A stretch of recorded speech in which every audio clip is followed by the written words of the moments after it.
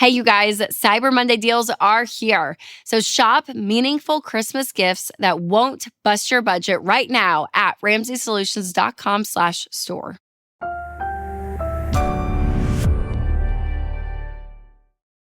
Hey, you guys, do you ever look around and just feel like, God, everybody around me feels wealthier than I am? Well, if that's you, today I'm going to share some common reasons why we might feel this way. Plus, I'll share proven ways to combat this feeling and keep your focus.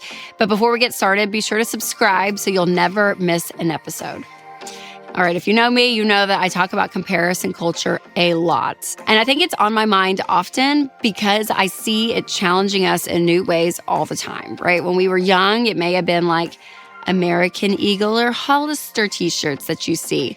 But now it's like a $50,000 car that you see your neighbor driving. So the price seems to have gone up when it comes to our comparison, and it's constantly interrupting us through social media and advertising. And again, it's not making any of this easier. So let's have a little level set for a second. According to the U.S. Bureau of Labor Statistics, the average salary in the U.S. during Q4 of last year was just below $60,000. So if you're close to the national average, that means two things are true. Number one, you are normal. And number two, most people are in the exact same boat as you. Which brings me to reason number one, comparison culture is making us feel behind, is because most people are using debt to get ahead. And it can feel like everyone around you has like a new trendy thing all the time, or golly, they're doing all this stuff like vacations, or they're going out to great dinners, or it feels like they're traveling a lot. And that can feel so normal. But what you have to realize is, statistically speaking, we are seeing debt of all kinds are on the rise. So that's credit cards, car loans, personal loans, HELOCs. We are seeing people borrow money more than ever before. Now, yes, we are in a tough economy right now with high inflation. And so some people are using it to cover basic necessities for sure, but also our lifestyle and the standard of living that we have in America today is pretty dang high. And so for the average American to be able to cash flow and support what we see as quote unquote normal is really difficult. So if you're seeing people going above and beyond, they possibly could be using debt for that. The second reason you might feel like you're making less than everyone else is maybe you are. Sometimes it's a false sense of comparison because genuinely you might be making less than the person you're comparing your life to. And this isn't necessarily a bad thing, but if it's a problem in your budget, then you have a couple of options. Number one, you may have to increase your income, right? If there's a certain level you want to be living, but you're not making that income, then your income needs to increase. And so whether that's side hustles, working overtime, or even getting a raise at your current job, whatever it looks like, increasing your income is going to be important.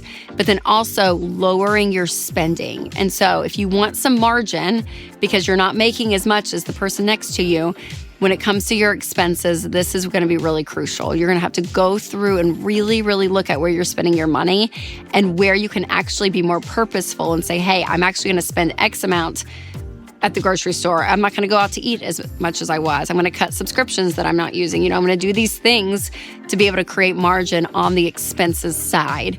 And kind of like what we said earlier, but I think there's something important to be said about adjusting your expectations. So if you are average and you're making $60,000 and you're comparing your lifestyle to someone that's making $120,000, they're making double what you're making. So your lifestyles are going to look different. So to get that margin, lowering your expenses is going to be really crucial. The third reason you might feel behind is because of unseen factors.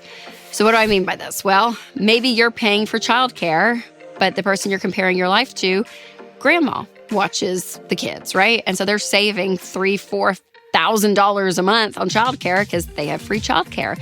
Maybe their spouse is working and yours isn't, so they have a dual income coming in.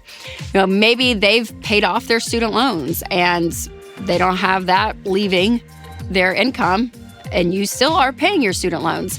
It could even be family money, right? I mean, like, who knows? But these unseen reasons, you have to understand, is a reality. So I think it's really important, again, because you have to know when you're comparing your life to someone else's, you have no idea from a 360 picture what's going on. Again, maybe they're making way more than you think that they're making, or maybe they're borrowing way more than you think they are.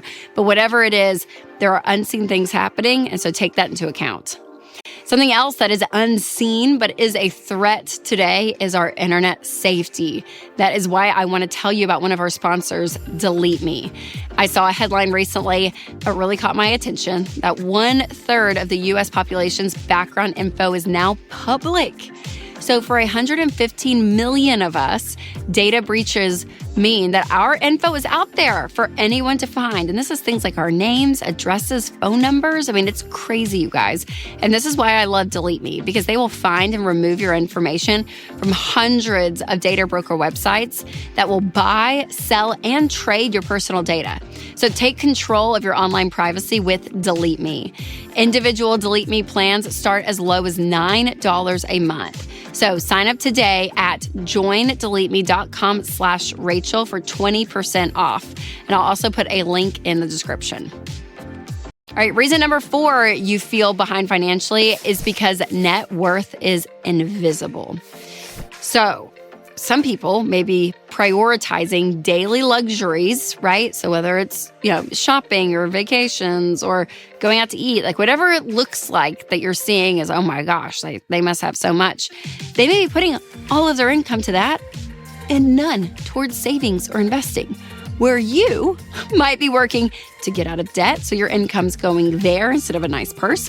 Maybe you are investing money into retirement, so yours is going there and not a vacation at the moment. So, whatever it looks like, when you are really being wise with your money and you're planning long-term goals and you're actually fulfilling those, that means your money is being pushed out to the future and it's not present. But for a lot of people, they aren't investing in retirement. A lot of people are not trying to pay off debts. They're not saving up an emergency fund. They're just spending what they have. And so their present money is going to look like they have more, when in fact, net worth-wise, you could have more. Isn't that crazy? It may not look like it, but whether you're paying extra on your house and you have more equity, again, maybe you have investments, you don't have any debt, like you're doing these things to put yourself in a great financial position. From a net worth perspective, you may have a lot more net worth and theirs actually could be negative, but it doesn't look that way. So your net worth is invisible. Remember that. And the 5th reason you could feel behind is that you don't have clear goals guiding you. And what I mean by this is when you have something that you're shooting for and you're like, okay, this is my next step, or I'm going to try to do this and this and this. And you kind of have this guide with your money beyond just everyday expenses, but hey, long term, this is what I'm going to do. You're really focused on your money there. And the exciting thing is, hopefully it's going to bring you joy to know that you're putting your money in places that you want to put it. But if you don't have goals guiding you and that you're not motivated in a certain way, it's going to be even easier to fall into this comparison trap. Because if you're kind of just living and going and you don't really have direction with your money, it feels like any picture or any conversation your friend has with you could really take you and spiral you all the way thinking, oh my gosh, look at what everyone else is doing. But when you're like, no, we're going to save up for that new car and pay cash for it, or we're going to, try to go on this trip for our anniversary next year, or whatever, fill in the blank, and you have a goal that you're saving towards and you're focused on that, that's going to really still give you direction versus just hearing or seeing people do stuff and thinking, oh my gosh, look at what all they're doing, because you're not making progress with your money. So money goals are so crucial, not only from a tactical standpoint, but also from a heart and motivation standpoint. And always remember that comparison is the thief of joy. It is a liar as well, because when you compare your internal money struggles to someone else's external status symbols, it is never a fair assessment. Okay, so give yourself a lot of grace and always remember what I see may not always be the full picture. Now, I wrote about comparison because it is something that I've always kind of struggled with. I'm always looking around, whether it's mom comparison, career comparison, life comparison. I mean, you fill in the blank, Rachel has been through it. that learning that contentment is so key, not just in your financial journey, but for you as a person overall is really important. And so I wrote a whole book on this called Love Your Life, Not Theirs. And for right now, it's 30% off for our 50 days of Christmas deals. So I'll put a link below. Make sure to check that out. And sometimes it can be helpful to gauge how you're pacing with the average American. So if you need a quick checkpoint, check out my episode on how do you compare financially to the average American coming next. And share this with a friend who may need some encouragement. All right, you guys, remember to take control of your money and create a life you love.